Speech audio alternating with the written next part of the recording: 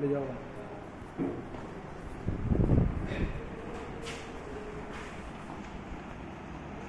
हमारे देश ने ब्रिटेन के संविधान से सर्वाधिक मत के आधार पर चुनाव में जीत हासिल की। ये संविधान में ये नियम कहां से लागू किया? ब्रिटेन के संविधान से अंगीकार किया कि जो व्यक्ति सर्वाधिक मतों में जीतेगा, एक चुनाव में यदि मान लो कि 10 कैंडिडेट हो गए, उसमें सबसे ज्यादा वोट जिस कैंडिडेट को मिलेंगे वो ही कैंडिडेट उस चुनाव में विजेता घोषित होगा।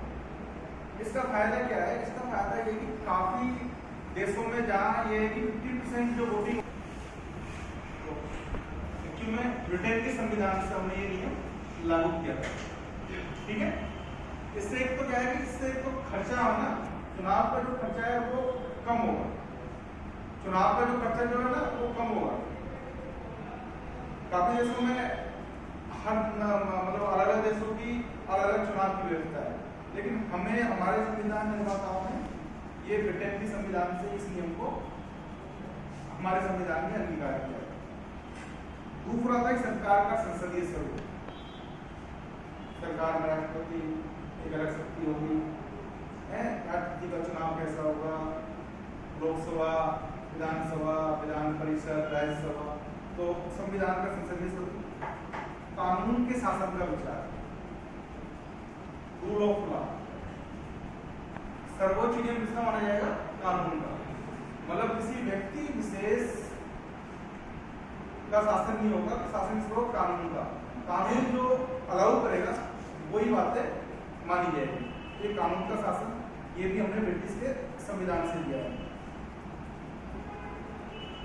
विधायिका में अध्यक्ष का पद, अध्यक्ष होता है लोकसभा में, लोकसभा अध्यक्ष होता है। तो लोकसभा सदस्य अपने में से एक प्रतिनिधि को चुनते हैं। तो लोकसभा की जो कार्रवाई जो कराने के लिए, सुचारू रूप से कराने के लिए इसकी जिम्मेदारी बनती है। विधानसभा अध्यक्ष होता है। तो ये जो लोकसभा का अध्यक्ष है ना, ये जो पद ये कहां से लिया है? ब्रिटेन के संविधान से। बहुत बड़ा संविधान था, काफी चीजें उसमें खराब भी लगी होगी संविधान निर्माता उन्होंने, लेकिन मुख्य ये जो पॉइंट जो मैं बता रहा हूँ ना, ये सारे कहां से लिए? ब्रिटेन के संविधान से। अगर कानून निर्माण की विधि, कानून किसे बनता है? संसद में। कानून कैसे बनेगा?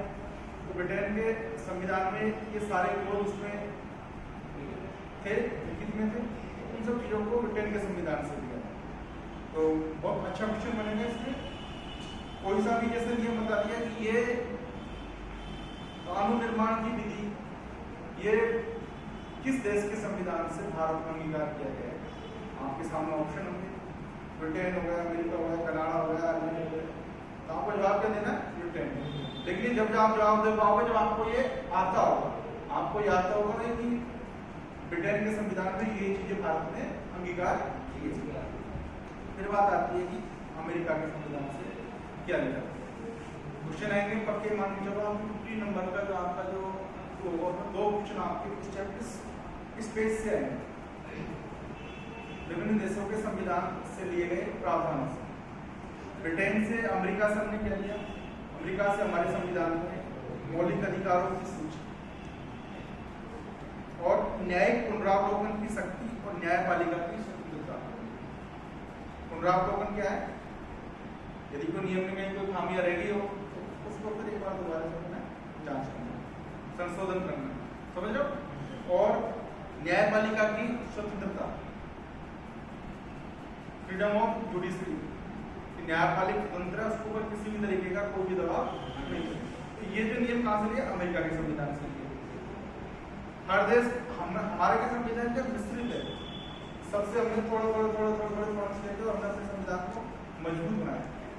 हमारे यहाँ की लोकल कंडीशंस के ऊपर वो सही बैठता है। फिर आयरलैंड का संविधान, ये बहुत इम्पोर्टेंट क्वेश्चन है और ये बड़ी एग्जाम्स में पूछा जाता है कि राज्य के नीति निर्देशक तत्व, ये जो सिद्धांत है वो कहां से लिया है? आयरलैंड से। समझ लो, ऐसा और किसी संविधान नहीं मिलता। सबसे बड़ा संविधान है भारत। फ्रांस से लिया है स्वतंत्रता, समानता और बंधुत्व का सिद्धांत। जैसा कि संविधान की प्रस्तावना में हम लोग पढ़ते हैं, ये सारी चीजें स्वतंत्रता, समानता, बंधुत्व सिद्धांत ये किससे लिया है?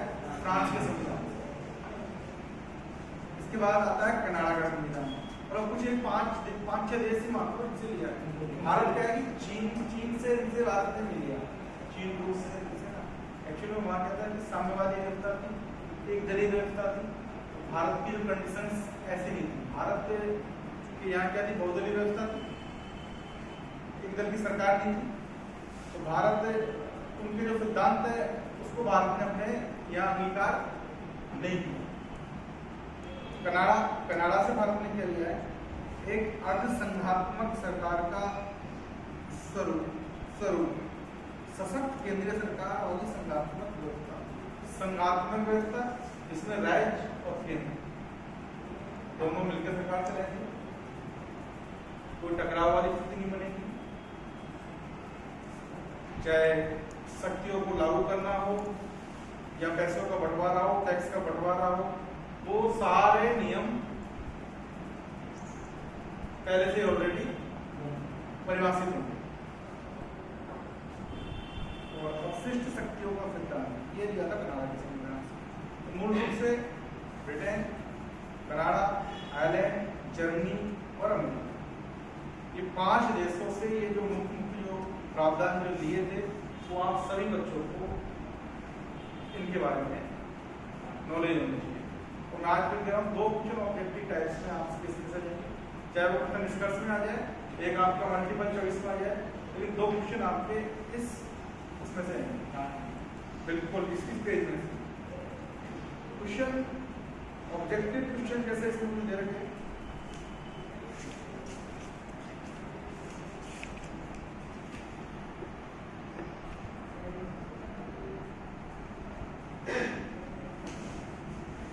जैसे पहला क्वेश्चन ये है कि इनमें से कौन सा संविधान का कार्य है?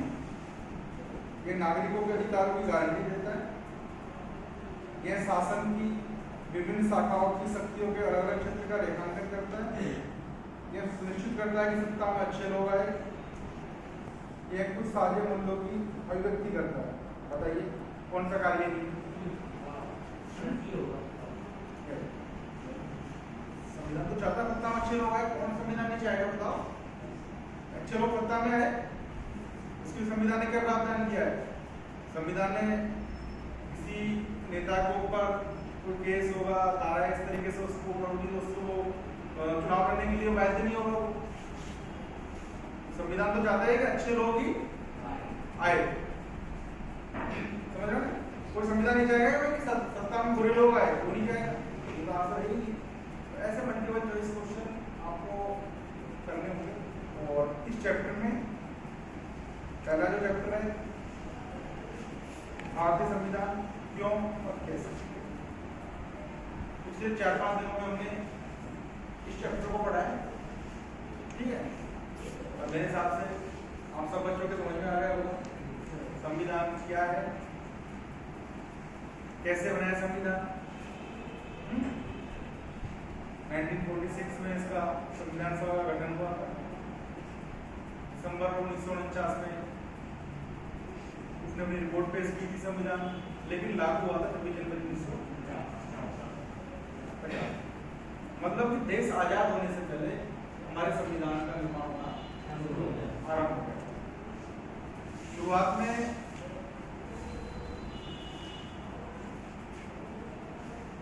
संविधान सभा की जो पहली जो बैठक हुई थी 1946 में जब हुई थी, तो उस समय ये नहीं था कि देश धर्म के आधार पर बढ़े, तो उसमें सभी धर्म, सभी क्षेत्र, सभी जाति, सभी संप्रदायों के लोग उसमें शामिल थे। जैसे ही देश का बंटवारा होगा तो बंटवारे के साथ जो पाकिस्तान का जो हिस्सा है, पूर्वी पाकिस्तान, पश्चिमी पाकिस्तान, तो वहाँ से संबंधित लोग से, वहाँ से संबंध रखने वाले लोग थे, वो अपने अलग देश की संविधान कमेटी में शामिल हो गए। और बाकी जो स्टेट जो बचे वो लोग थे, वो हमारे यहाँ स्वतंत्र भारत की जो संविधान कमेटी में वो काम करते रहे। संविधान एक दिन में नहीं बना, न एक साल में बना, संविधान काफी दिनों की मेहनत के बाद और जब बना है 1946 से संविधान स्टार्ट हुआ, लगभग 3 साल उसको लगे थे, 2008 दिन लगे थे। तो कमेटियां थी, अलग अलग विषय के ऊपर अलग अलग कमेटी निर्धारित की गई थी। मीटिंग होती थी, लगभग 288 के आसपास के मेंबर्स थे और इन सब मेंबर्स को अलग अलग काम दे दिया था। राजेंद्र प्रसाद हुए, जवाहरलाल नेहरू, भीमराव अम्बेडकर, ये जो लोग थे, वैचारिक मतभेद इनके जरूर थे, लेकिन सभी लोगों ने मिलकर इस संविधान को बनाया।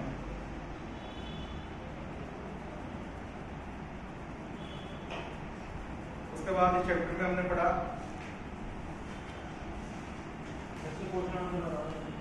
क्या क्या संविधान के काम है।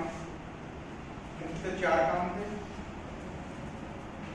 इसमें पहला काम ये था कि संविधान समाज के सदस्यों में न्यूनतम समन्वय और विश्वास बना सके, मतलब समाज के सदस्यों के बीच में कोऑर्डिनेशन हो और आपस में एक दूसरे का विश्वास हो, मतलब सुरक्षा की भावना से कोई न देखे।